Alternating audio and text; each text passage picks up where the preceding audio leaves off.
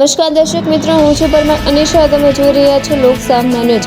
તો જોઈએ આજના સમાચાર. ભાવનગરથી અમારા રિપોર્ટર ગૌતમ બારૈયા સાથે. રાજ્યભરના મંદિરોમાં ચોરી કરીને હાહાકાર મચાવનારા બે કુખ્યાત ચોરોને ભાવનગર લોકલ ક્રાઇમ બ્રાન્ચે ફિલ્મી ઢબે ઝડપી પાડ્યા છે. પીપળિયા પુલ નજીકથી ઝડપાયેલા આ બંને આરોપીઓ પાસેથી પોલીસે 5,83,000 રૂપિયાથી વધુનો મુદ્દામાલ કબજે કર્યો છે. પ્રાથમિક તપાસમાં સામે આવ્યું આચરી હતી.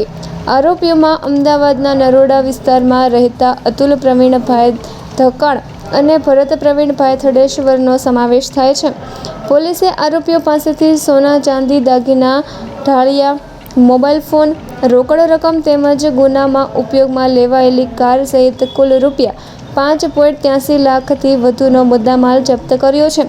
તપાસ દરમિયાન ચોંકાવનારી માહિતી સામે આવી છે કે બંને શખ્સો પહેલા છે કે આરોપીઓએ ભાવનગર, અમરેલી, અમદાવાદ, બોટાદ, સુરેન્દ્રનગર અને દેવભૂમિ દ્વારકા સહિતના અનેક જિલ્લાઓમાં આશરે 100 જેટલા મંદિરોને નિશાન બનાવી ચોરીઓ ભક્ત બનીને મંદિરમાં દર્શન કરવા જતા મંદિરની સુરક્ષા વ્યવસ્થાની રેકી કરતા અને બાદમાં યોગ્ય તક મળતા તાળા તોડી મૂર્તિઓ પરના દાગીના તથા દાનપેટીની રકમ ચોરી ફરાર થઈ જતા હતા. ઉલ્લેખનીય છે કે પકડાયેલા અતુલ ધકાણ અગાઉ પણ ચોરીના ગુનામાં ઝડપાઈ ચૂક્યો છે અને તેને ખાંભા કોર્ટ દ્વારા 3 વર્ષની જેલ સજા ફટકારવામાં આવી હતી.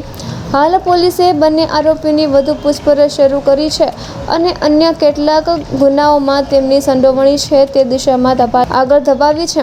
તો ફરી મળીશું એક નવા સમાચાર સાથે. ત્યાં સુધી જોતા રહો લોક સામના ન્યૂઝ.